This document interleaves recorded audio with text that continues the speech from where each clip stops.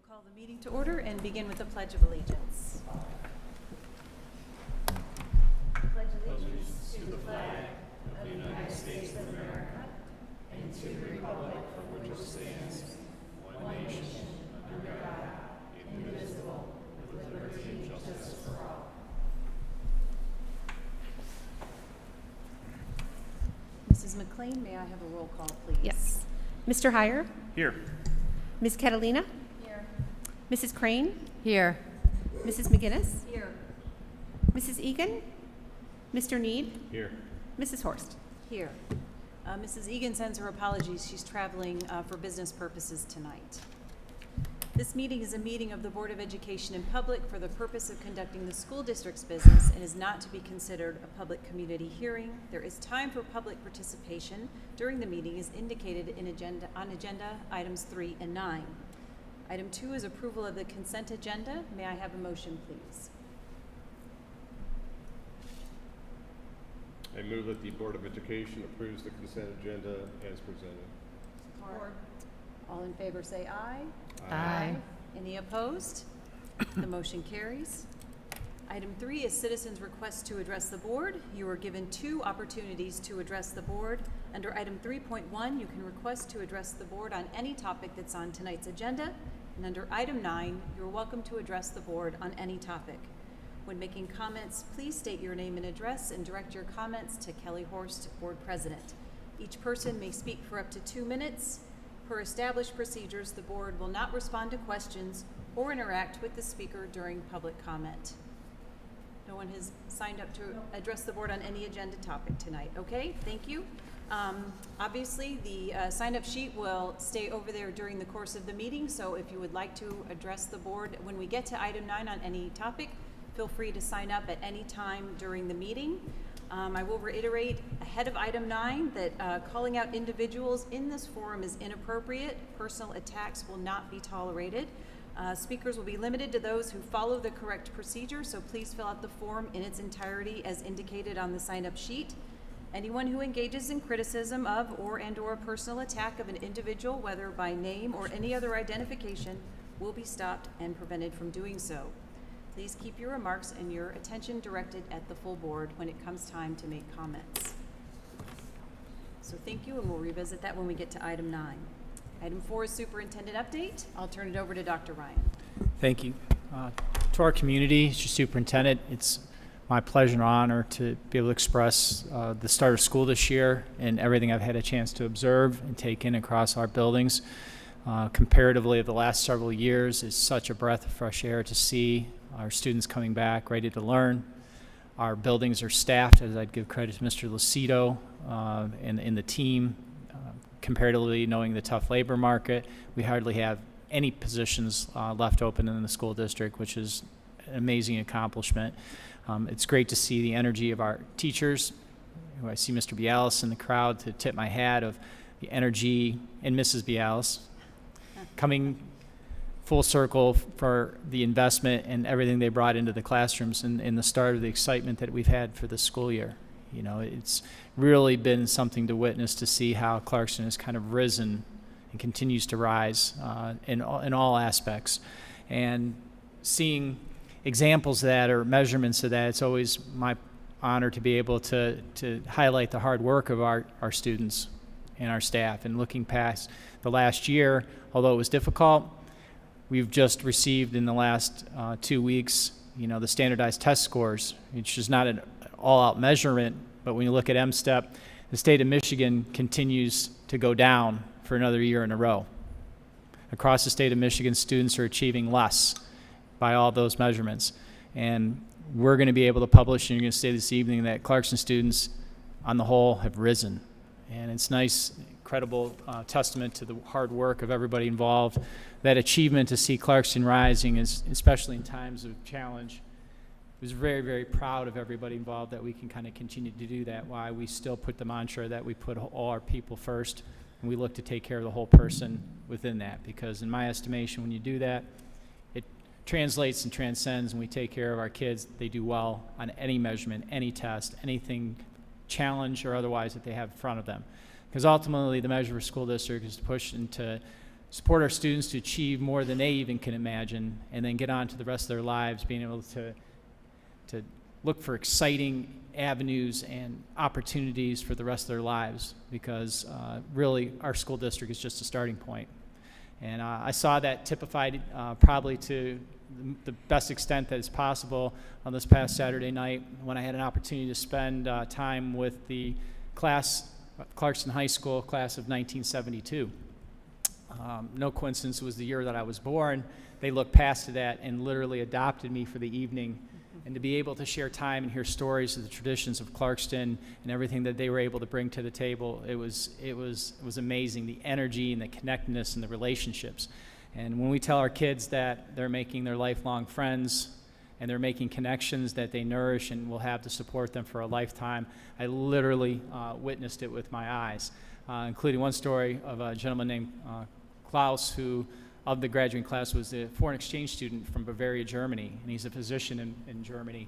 And he shared stories that, of his entire life, looking back to coming to our community 50 years ago, was one of the most powerful things that set his entire life, so much so that him and his wife came back from Germany just to share time with his former classmates. And I should tell you, there's many Clarkston residents mixed in, but there were individuals from across this country and literally the world who came back to Clarkston. So I was very, very kind of humbled, and it was a great evening to be able to see that kind of history. And finally, I want to express the sadness of this past week as well. Life has its moments, and this was typified also today with one of our CH students, Haley Grissom, who passed away last week from Clarkston High School, and wanted to be able to say how sorry we are collectively as a school district and how we're going to wrap our arms around the family. And we really want to put, any supports, as we say, when we talk about Clarkston being together, we are, and that's in good times and in struggles. And I want to really point out the exemplary efforts of our staff at the high school and our other support staff who have come through to help support everyone in this very difficult time there. So it's been a lot to update. Obviously, just in 2 weeks of school, we've had an amazing whirlwind in a lot of different ways, but I want to make sure that people know what's important in Clarkston, and we hold to our values. So thank you, President. Thank you so much, Dr. Wright. We'll move on to presentation items. Item 5.1 is our academic success update, and we'll call Mrs. Mahoney up.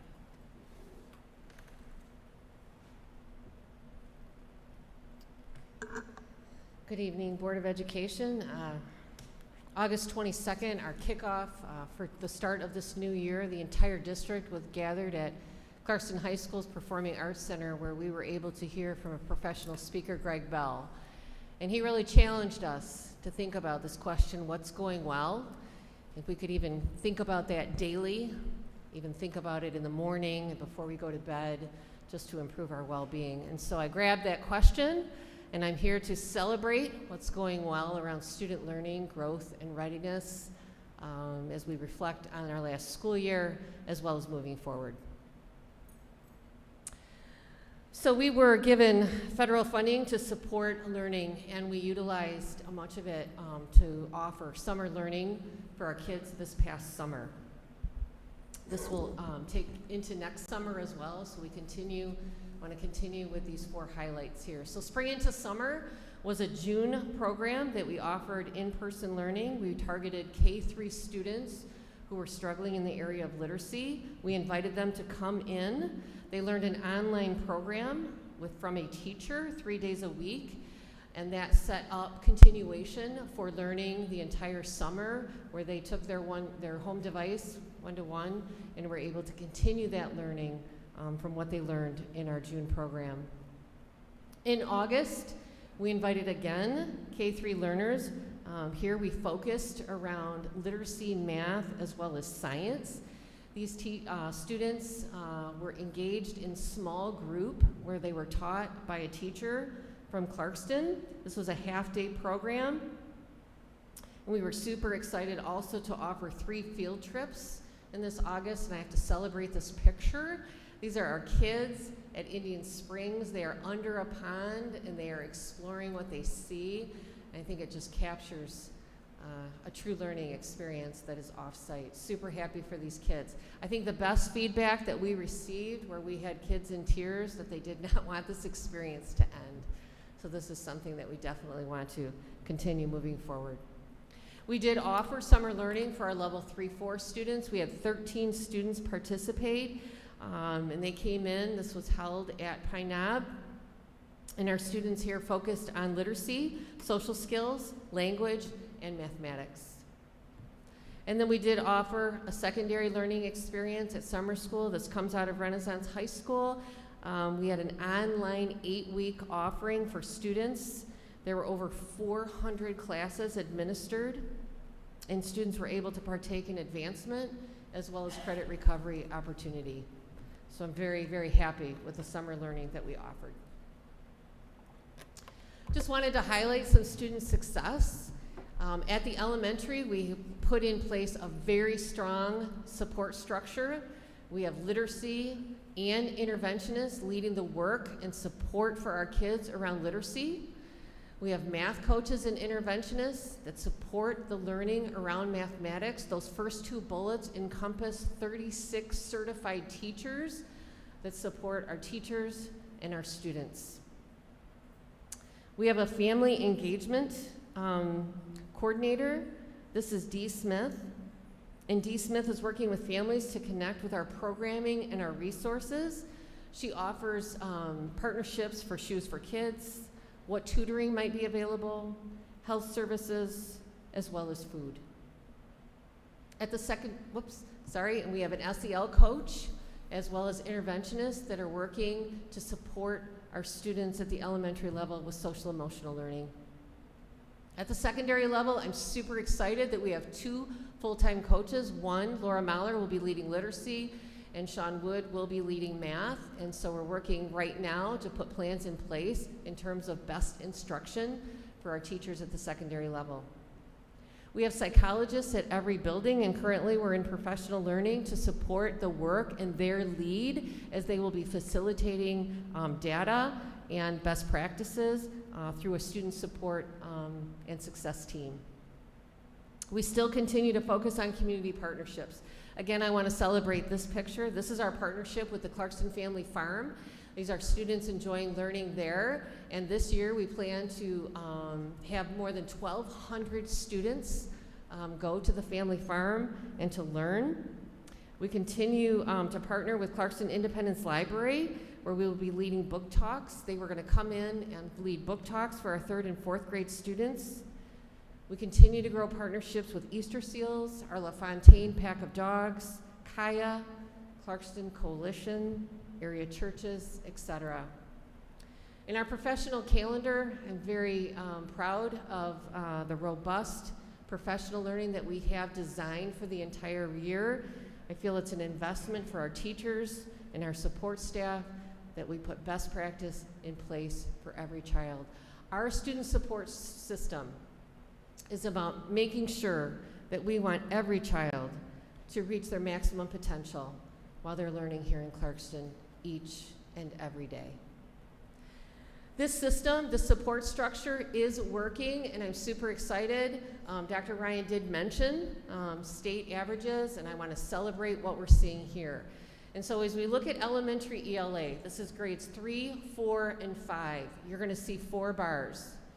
The green is the state, the blue is Clarkston. The lighter green is 2021 MSTEP data, the darker green is 2022. And it's the same for the blue, 2021 and 2022. So overall, what you see is that the state percent of students that are proficient on the MSTEP have dropped. And what you'll see is that Clarkston has increased.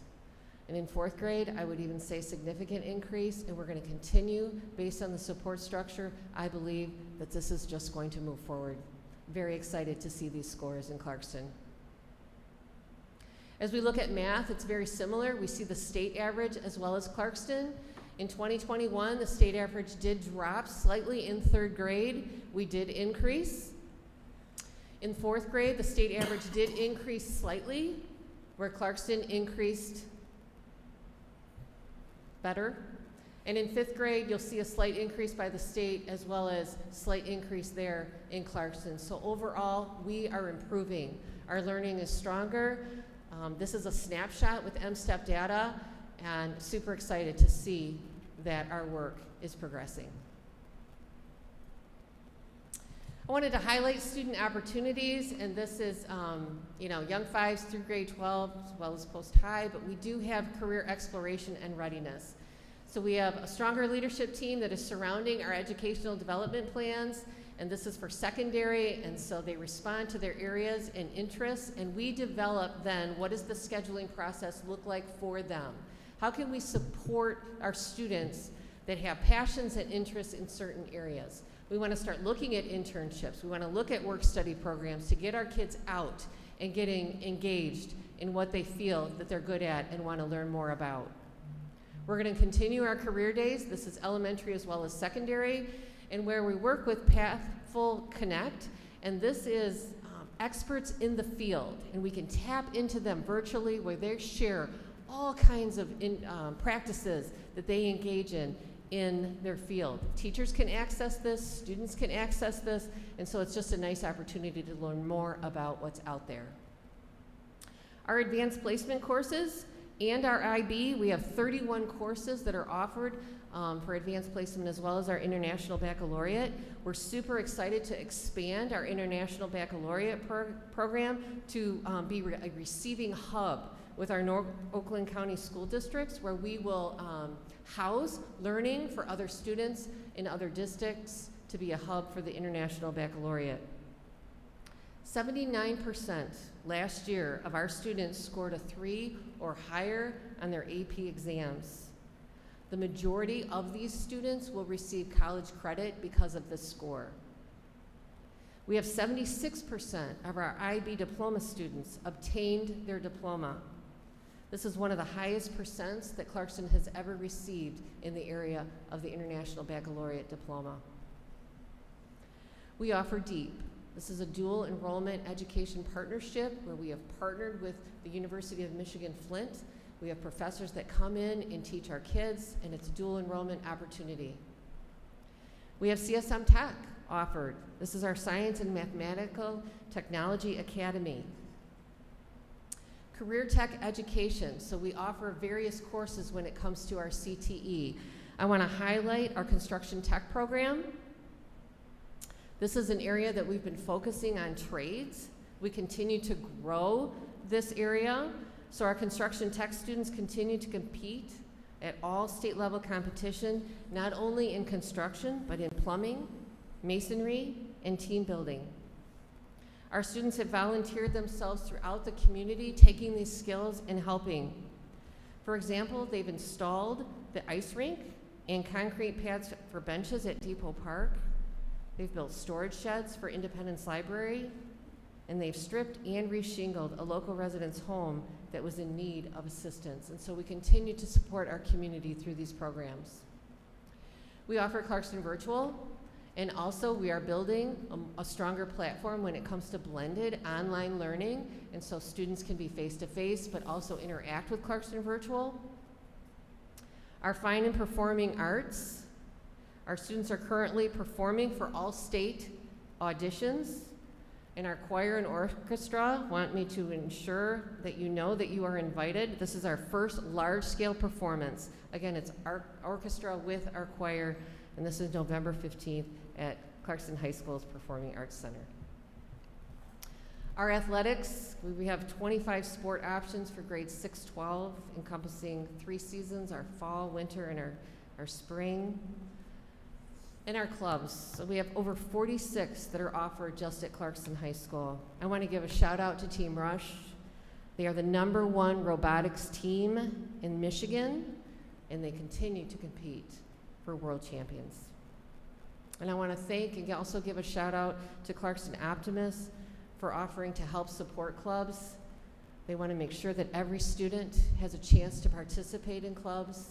They're interested in expanding clubs, and so I just really appreciate their attention to our kids. This is our Construction Tech kids, just standing with our teachers, feeling very proud as they're building.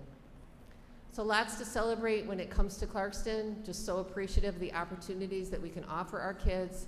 Again, just to ensure that we are tapping into every child through every aspect of their strengths, their assets, what they're interested in, and making sure that every student learns to their maximum. Thank you so much, Mrs. Mahoney. That opening question of what went well, I mean, there certainly is a lot to celebrate as we start the new school We'll year. continue to Absolutely. bring this forward. Thank you so much. Any questions or comments from the board? No. Thank you, and thank you for the workshop. It was so informative, and we dove a little deeper into what we've just shared with the community on a briefer format today. This is a great night to talk about all of this. We'll move on to 5.2. We have a bond update, and we'll bring up Wes Goodman and Kelly Allen.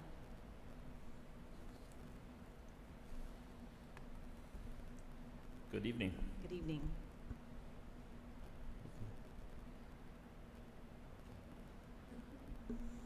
Thanks for your time this evening. We're going to kind of do a tag team here. I'm going to start by going over just a recap of where we've been. In 2020, the last quarter of 2020, we started meeting with all the building principals again and reviewing the 2016 master plan and updating that. That process was really going over what we accomplished in the bond, and then to verify the needs that we weren't able to do in the bond of 2000, of the master plan of 2016. If those needs were still there, and if there was new needs, or if some of the needs had just changed over that 5-year period. So that was updated. We brought it to you in 2021, and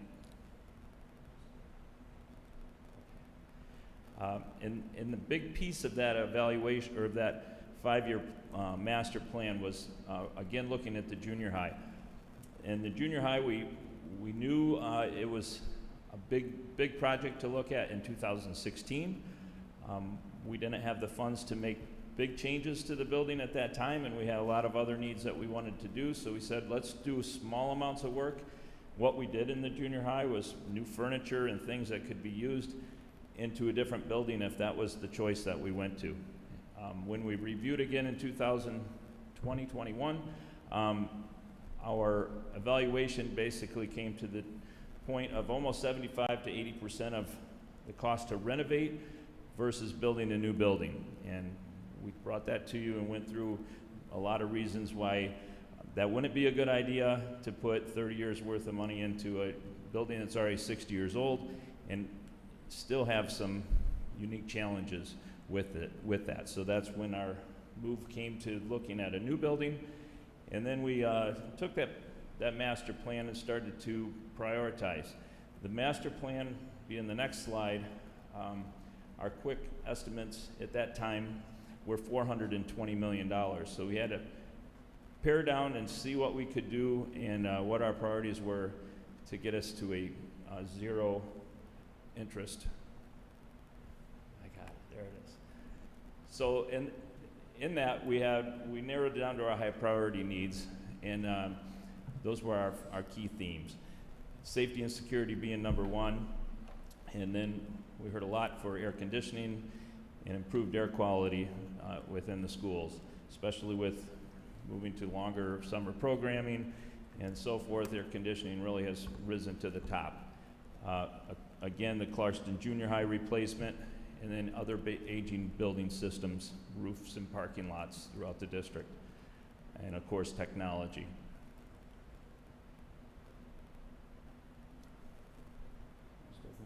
Yeah. So, yeah. I'll let you go. Absolutely. So after narrowing down our several key points, we were focused in on the work that we would be able to accomplish with the 2022 bond. So in the area of safety and security, that's improving building air quality, providing air conditioning in classrooms, updating ADA accessibility, door hardware replacements, window blinds, building access controls, additional generator circuits for life safety systems, and fire alarm system replacement. Our next area is the new Clarkston Junior High. With the new Clarkston Junior High, it would allow for larger classrooms to support innovative and collaborative learning, improve building efficiency and operational costs, improve ADA accessibility and compliance, improve the vehicle traffic flow, athletic improvements, existing auditorium and construction trades area, both of those would remain and receive updates. And per the master plan, the classroom furniture that was purchased in the 2016 bond would be reused in the new building. In that last area, the aging buildings and sites, there are areas that will receive replaced select roofing, mechanical systems, doors, clock systems, exterior paving, exterior building envelopes, and technology, devices, and infrastructure. See this part? So timeline is a lot of questions on that. We're going for the vote in November 8th, and it will take a year for design if this was to pass. And really, what we're really finding with the trades and getting out to bid, we want to be out to bid early, but early is October, November of 2023. And then that gives us the schedule for work that would start in the summer of 24. So the first year is really designing and prioritizing within those designs what we can accomplish in that first summer after the designs. We are thinking that as soon as the bond were passed, we could start doing some technology upgrades. Those were immediate things that we can purchase that doesn't require a lot of time and study. And then the construction timeline for the junior high is about 4 to 5 years. A year, first year again is design, and then we would build the gym, and then our intent would be to move people into that. The gym would be moved, and the old gym would be torn down so we could start to build for the academic. It's a 2-story academic classroom area, and that would be the second phase, and then we'd move all the students in there and could then tear down the old academic areas and then work towards remodel of the auditorium and building a new cafeteria and band area. Moving on to our next steps. Now we are in a phase where we want to make sure that we are really getting the information out to our community. Our informational campaign has already started and will continue through Election Day, which is November 8th. Absentee ballots are available by September 29th and can be received through November 8th. Polls are open, once again, November 8th, from 7 a.m. until 8 p.m. So we did discuss earlier, and I wanted to make sure that the group did hear a refresh on the bond survey that we did back in the spring. We reached out to our community. We talked to parents. We talked to community members, staff members, students. We wanted to find out how they felt about us going out for this bond. We had about 1,300 individuals that participated, the majority of them being parent or guardian, followed by employee, community member, and then students. 80% are registered voters within the CCS boundaries. 85 support our master plan, and 82 support the bond question. Now, it is important to note that this is a small snippet of our community. We are working now to make sure we're reaching out much further. We have individuals that, while we are putting information into our news and getting the word out through social media, there are individuals who don't have a child or a grandchild in the buildings, and so our efforts now are really focused on making that everyone has the right information, all of the details they need to make an informed decision. So a few places just to highlight where an individual can go on their own time. One of those spots, the catch-all for everything, is our website. From our homepage, there is a button on the right-hand side that says Bond 2022. You can also go directly to this URL. You will find bond videos, frequently asked questions, wondering how the bond will impact your school. There is a slide for each individual school and how that school will be impacted.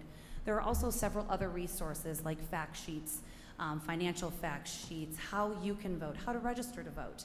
And it should be noted that the frequently asked questions section, that will continue to be updated. We can anticipate some of the questions that individuals may have. As more questions come about, it is our priority to make sure we get those answers out to our community. The videos that we have available to us, there is one comprehensive and then 4 3 that focus on those 3 major groups, and 1 that discusses the no tax rate increase. So all of that information is available on our website. Anyone can go there at any time to check it out, share that information, and that is also being shared out on several other platforms. If the website's not your place to go, there are a few other ways that you can learn more about the information on this campaign. Clarkston News will have several articles over these next few weeks and months. We will have frequent communication, as we already have, with our parents. We have mailed informational materials that will be going out at the end of this month. That will be going into all of our mailboxes. That is one of our big reaches to make sure that those who don't have a direct connection to our buildings do know what to expect. In addition to that, we are meeting with community groups, with our PTOs and PTAs, and certainly getting the word out on our social media platforms. And last but certainly not least, we are going to hold 2 community forums. The first is later this month, that's September 27th, from 8 until 9. We'll be holding that over at the junior high. It will be in the cafeteria to start, where we will have a presentation, and then we will give a tour of the building. There will also be another opportunity in October that is from 10 to 11:30 a.m. right here in the board office.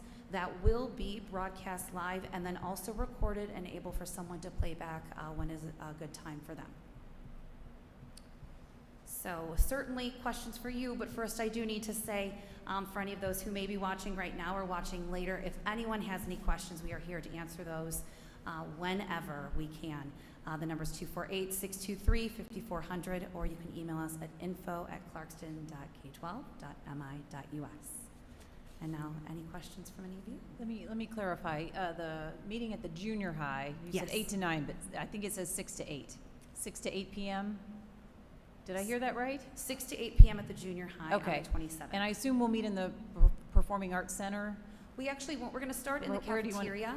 Okay. The idea was we don't anticipate that we would have enough people to Okay. fill that room, and we want to create a more inviting environment for questions and answers. We Okay. want to be closer to everyone.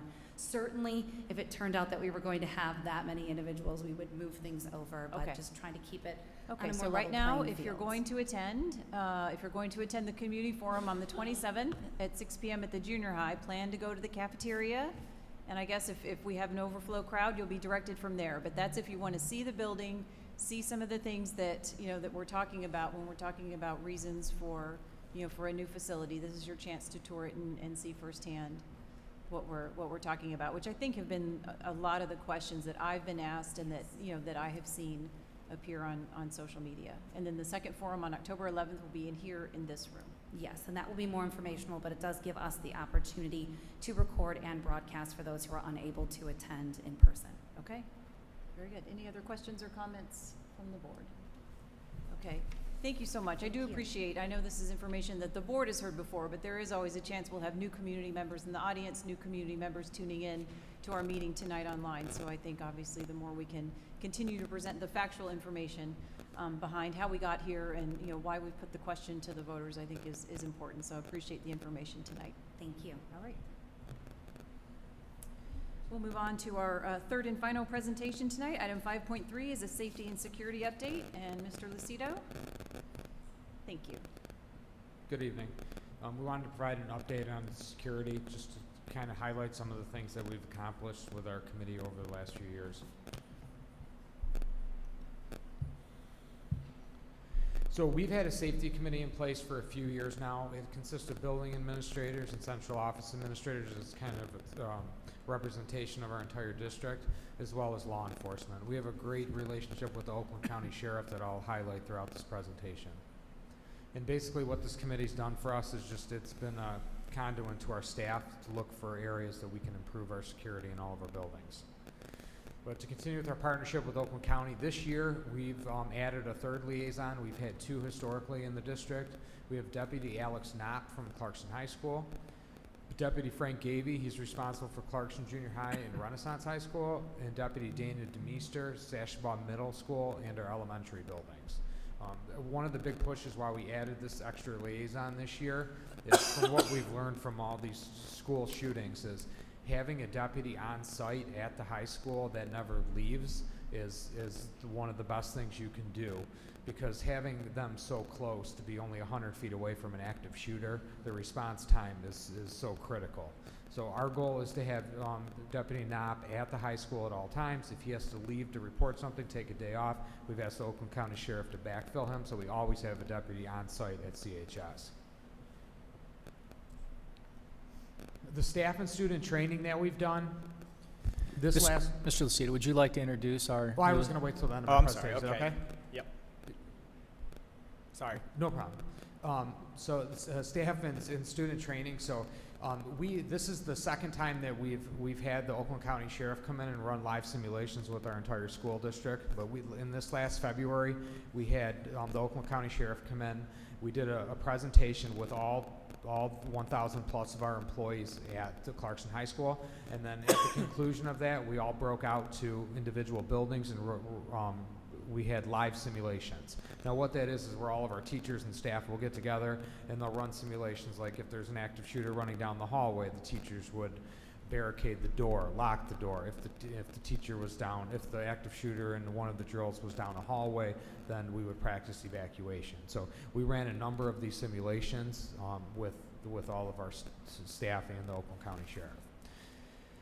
This year, we're going to plan on doing this biannually moving forward. This year, we incorporated it into our new teacher orientation. I think I had about 50 new teachers this year, and I think they showed up with about 6 deputies to run this training for us.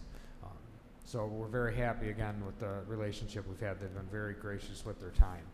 And then on an annual basis, everyone is completing an online training through Alice, which is similar to the simulations. They're just not live, but it walks you through the different things to do and based off, all the different scenarios that have happened. Continuing with staff and student training, during the 2021-22 school year, we had Stop the Bleed training. It was offered through St. Joseph Mercy Oakland. This is the second time we've done this in the last 5 years with every one of our staff members. But they came in and they have mannequins and they split us up into about 4 or 5 people per table. And we practiced putting a tourniquet on a mannequin, packing a wound, and using the compression bandages. And this is the second time we've done this, and the purpose of this training is a lot of times in these tragedies, a lot of the fatalities are more due to people bleeding out than they are to the actual gunshot wound. So we thought this was critical to do, and this is really something that's taken off. In addition to representatives from St. Joseph Mercy Oakland, there was people from the Detroit Medical Center that were here, Ascension Health, and just it's become quite a coalition of the health systems putting this training on for no cost. All staff were also trained during the 21-22 school year on how to make an all-staff announcement. So through our phone system, they can pick up the phone and make an announcement. So in these situations, we've trained our staff to provide as much information over our PA system as possible about where a shooter is in the building, because that will allow the other staff in the building to exit students if we were ever in that type of an emergency. And then the student training piece, we have safety drills, safety weeks twice a year. That's where they practice, like fire drills. We also have active shooter drills, so we call them Alice, and that's when we're training our students twice a year. They are doing the same type of thing that our staff did, just at a little age appropriate and a little less intensity than what we do with our staff. And then just some of the progress that we've made. We had a security consultant come in. It was the same security consultant that's reviewed a lot of Oxford. He's a professional, ex-Secret Service. And he came in, he included a full tour of each of our buildings and all security measures that we have in place. The report was very positive. He did present that to the Board of Education. I think it was in March of last year. Door security, night lock has been added to all the buildings throughout the district. We also have our staff directed to keep their doors locked. And what that means is, like when we have an open door like this, if it's in the locked position, it's one less thing a teacher has to do in a situation like that. All they have to do is pull the door shut and it stays locked. And then in addition, we have daily exterior door checks throughout the building. So our custodial staff has kind of taken that on, and we're working through that. So they're just making sure. Sometimes the doors won't shut due to air pressure and the closers and things that need to be adjusted. So they're doing regular checks throughout the day. And then our PA system, with all the additions like that we talked about with our systems of support and these coaches and interventionists, we've turned a lot of spaces that were not historically classrooms into classrooms and office space. So some of these used to be closets, and there's no PA system in there. So we conducted a full audit over the summer, and we are getting speakers added to all these locations, and we're looking for completion of that later this month. Walkie-talkies and security cameras. We've purchased new walkie-talkies throughout the district. These walkie-talkies, the range on them is phenomenal. So we've had administrators here at the board office from the high school, and we can hear what's happening at the high school, which is outstanding. We had to add repeaters to be able to accomplish that. In addition to that, we're doing all of our security cameras to make sure we don't have any gaps in viewing. Safety charts. As part of the safety grant, we had to adopt the Michigan State Police safety plan for each one of our buildings. It's over 100 pages thick, so there's not a lot of value to have it in the classrooms. So we went back to our flip chart model that we've had in the past that was well received, and it's only about 10-12 pages, and it's very easy for our substitute teachers and everyone to follow in case of an emergency. In addition to that, like I talked about with all the additions to the rooms and office spaces that we've created, our building maps, we're moving forward with a company that does it for you, and they're digital, so they can be changed and updated consistently. This is very important also for law enforcement, because they need maps, and we provide all these maps to them through our liaisons.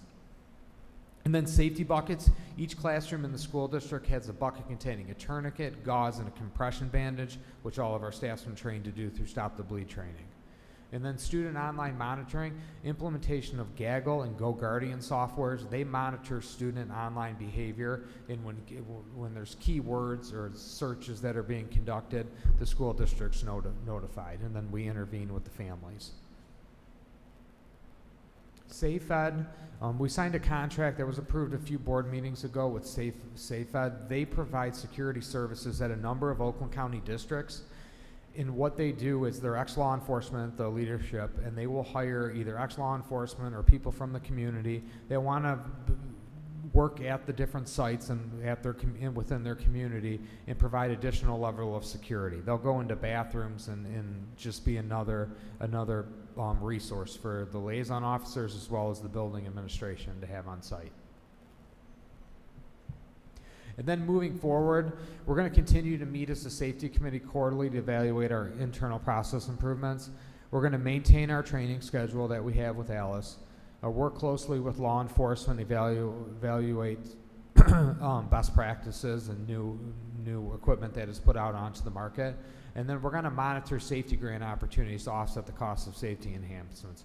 We are anticipating that there will be safety grant opportunities this school year.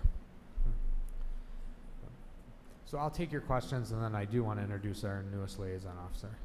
I would say this year, 2022, the overwhelming majority of notes that I've received from the public have been about safety and security and wondering just, what we've been doing, certainly in light of the tragedy in Oxford. So I'm really appreciative of this update. So now our community can see what we've been thinking about, and just knowing that you and this team have been constantly evaluating and looking for best practices and what to add to our already, our protocols that have been vetted, and which is what I've been telling citizens who've contacted me, is that this is constantly on our administration's mind, and certainly our mind as a board, as representatives of our community. So I'm really appreciative for you coming here tonight and updating us and updating our community, and appreciative of our staff who have to live this every day, live this concern and be aware of this. This is certainly another duty and responsibility that they take on, and I know they take seriously. So any other comments from our team? Mrs. McGinnis. Thank you, Madam President. Mr. Lucido, if you could give us a brief overview of how this protocol is not to stand in the place of parent participation in our buildings. What is the protocol a parent should follow when they want to come and enter into one of our buildings? The parents should still check in at the main office. We still have the buzzer system. That's what they're going to announce, while they're there, and then the front office staff will let them in, just through all of our secured entrances at all of our sites. Any other comments or questions? Just want to add, this is going to be a continued work in progress for the district forever. And looking right now, we're closely monitoring other school districts across Michigan and the United States, including doing visits for those school districts that are piloting kind of next generation camera systems and screening tools. Working with an independent security firm, we don't want to be early adopters to things that give either a false sense of security, don't work, or overly encumbered to the point that they restrict the educational processes to the point where they make school ineffective. So kind of monitoring those simultaneously. We're not going to be first adopters, but we're going to be early adopters to anything that's been shown promise to work, and it'll go hand in hand, as you heard earlier, Mr. Goodman and Kelly's presentation on the bond, for us to be able to continue to invest. Plus, we're going to continue to follow, as you heard, the continued investment, hopefully, by the state and federal government in school safety moving in the future. So, thank you.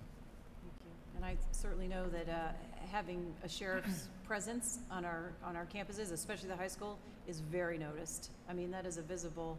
I mean, I've heard that more and more as I'm out in the community. People ask me about it. They notice it. So, I know that leads into who you would like to introduce us to. So I'll let you do that. I'd like to introduce Dana Demeester, our newest liaison for the elementary division.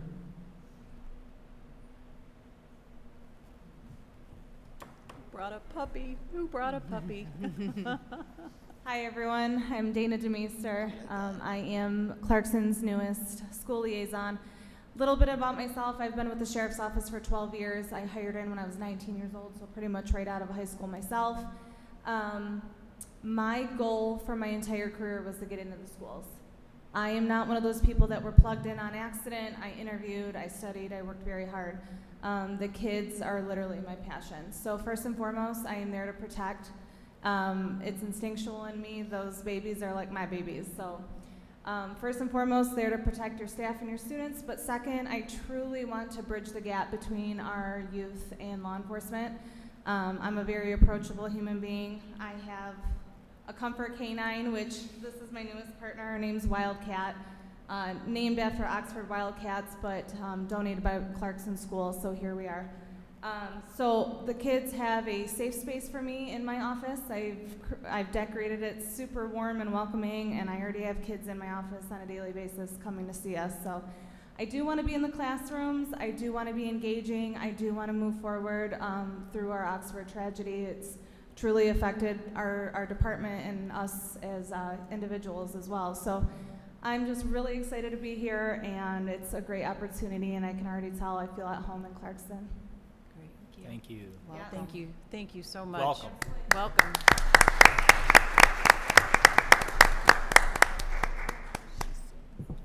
Appreciate it. Thank you.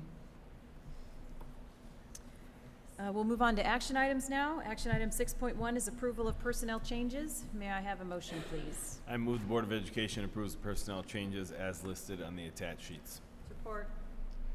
Any questions or comments? It's a hefty list, assuming these are all of our new teachers.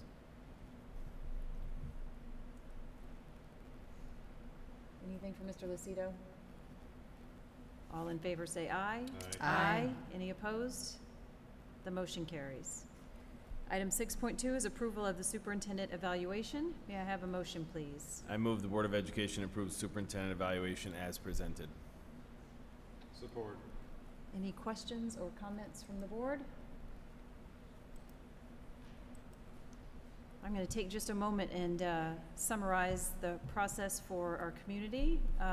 We meet as we do every year. We are required by law to evaluate the superintendent. It's one of the primary duties of the Board of Education.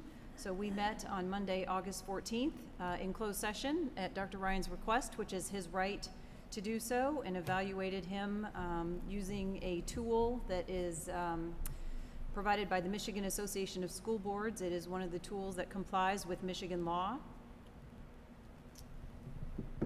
And then the result of that is published in our board packet. I provide a summary letter that represents the consensus of our discussion, and then the rubric from the Michigan Association of School Boards. And here is the closing paragraphs of this letter. In a year where it felt at times like multiple external forces were targeting public education and individual educators, you were a staunch defender of our district and our community's values. You were fearless in dealing head-on with controversial issues and strong personalities. You demonstrate an innate sense of how to diffuse difficult situations while responding authentically and graciously to all. You are a model superintendent for modern public education and have the unequivocal trust of the board. After completing the formal evaluation process as outlined in Michigan law, the Board of Education has determined your overall rating as highly effective. We enter the 2022-23 school year with great anticipation for continuing the collective pursuit of our Clarkston Community Schools vision that all students are prepared for a future that excites them and believe they can achieve their dreams. Thank you, Dr. Ryan, for your service to Clarkston Schools. The board appreciates you. Thank you, President Horst. Thank you, Board. If there are no other comments from the board, Madam President, I would only add that every board member is required by legislation to be trained in order to conduct this evaluation of the superintendent. Yep. All in favor say aye. Aye. Any opposed? The motion carries. Item 6.3 is approval of technology purchase for shared services program. May I have a motion, please? I move the Board of Education approves the purchase of 25 MacBook Air laptop computers for a total of $26,200 as presented. Support. Are there any questions or discussion from the board? Seeing none, all in favor say aye. Aye. Any opposed? That motion carries. Item 6.4 is approval of delegate certification for the MESB Annual Delegate Assembly. May I have a motion, please? I move that the Board of Education decide if they wish to designate delegates and alternates to the 2022 MASB Delegate Assembly and submit those names electronically. It's kind of a cop-out motion, isn't it? You Little didn't bit. name the names. I know. We Well, didn't it's have like- all four They were names naming settled the yet, names. so Is it is a cop-out motion. This motion brought to you by Switzerland. A little bit. So, Mr. Heyer is already part of this because Yes. he is the president of MASB this year and has a formal role, I believe, at least sits at the table. So that leaves the other of us, and I know Mrs. Crane, Mrs. Egan, and Mrs. McGinnis indicated to me that they are interested in attending as delegates. I know Mrs. Catalina won't be joining us until later in the weekend, and so that leaves Mr. Need and I to arm wrestle, flip a coin. Yeah, we'll both be there, right? I know I'm taking a class on Thursday, so it does, I mean, we have 4 delegates, and then the rest can be designated as an alternate, so what's your preference? It doesn't matter to me. I think I was a delegate last year. Would you like the honor this year? I would the honor of being a delegate. I just didn't harass the president of Mesb. Excellent. That means I can sit in the back. Okay, behind the rope. Okay, so can I amend the motion, please? Can I have a friendly amendment to nominate Egan, Crane, McGinnis, and Need as delegates? And the rest of us as alternates. Not you, though, You right? can't be an alternate. You can't be you? an alternate. I can. Are you sure? I can be a delegate, but I don't need to be a delegate because I'm already there. Well, don't you already have a formal role in this, in the whole? Yeah, but I mean, we get 4 delegates and 4 alternates. There's 7 of us. We'll try. Okay, and then, okay, but you aren't coming up until later in the week. Okay, so you don't need to be an alternate. Okay, you got this. Yeah. Put the 4 and then put Steve and I. And Okay. might as well list Andrea as well, She won't even be there. just in case. Oh, for Just in case. Okay. Friendly amendment, Mrs. Crane? Supported, who supported it? Andrea. Andrea. Miss Okay. Catalina. All right. All in favor say aye. Aye. Any opposed? Okay, the motion carries. Item 7 is report items. We have our monthly finance update. Mrs. Rogers.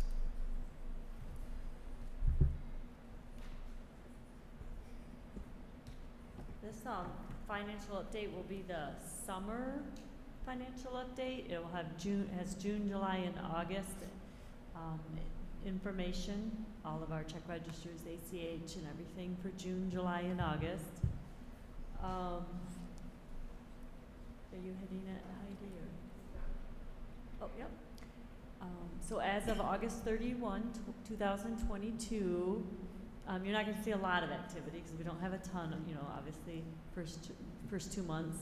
But our budget to actuals revenue is 2.83%, with 26% of it coming from local revenue. We've already received 20% of our local revenue. That's due to our summer tax collection.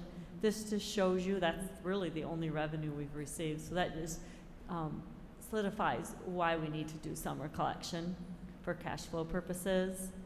So that's all tax collection, and we will receive quite a bit more in September, and that since we don't receive any state or federal until end of October. Budget to actual expenditures is 5.24%, and majority of that's going to be in operations, since the operations start being charged July 1st, as we are all working year-round, where the instructional, most of them don't start being charged until September, after they get school started. So our August 31st fund equity right now, if you look at the graph, is approximately 15.2 mil. And the budgeted fund equity, I just put the budgeted, which is what you approved, is for final amended budget is 16.98. That'll change when I bring you the financial update in November, as we will bring you the audit in November too. Okay. And actually the auditors are actually out here today and tomorrow. And then they'll give me the finalized numbers probably, but sometime in October, with bringing it to you in November for approval and presentation. And then we'll be able to close the 21-22 school year. And you have that number, then we'll be able to change to an audited fund equity for June 30th. So do you have any questions? Because there was quite a bit of data given to you with it being 3 months worth. Any questions? No? All right. I don't think so. Thank you so much. And thank you for the heads up on the audit. That was going to be my question, if we were looking at October or November, so I appreciate that little tidbit for planning purposes. Yeah, the audit's supposed to be in November since you don't have a second. Right. You don't have a date. Very good. We will count on that. Okay. Item 8 is discussion items. There are none. Item 9 is citizen comments. Citizens are welcome to address the board on any topic at this point on the agenda. Thank you, Mrs. Allen. All right, thank you.